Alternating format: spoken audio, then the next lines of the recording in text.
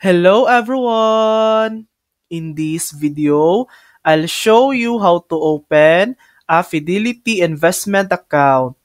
First, go to fidelity.com or open the Fidelity app.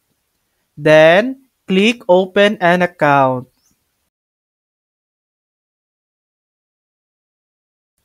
and click Open an account again.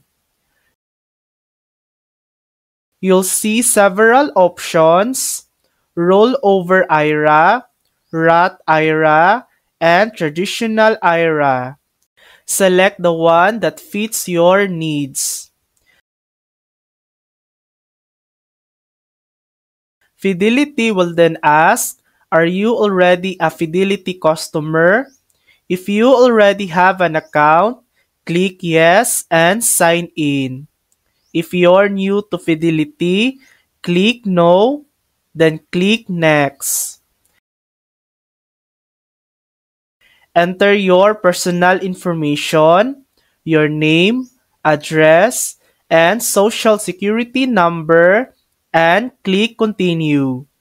Next, answer the questions about your employment and investment experience. Then click next. Review all your details, agree to the terms, and click submit.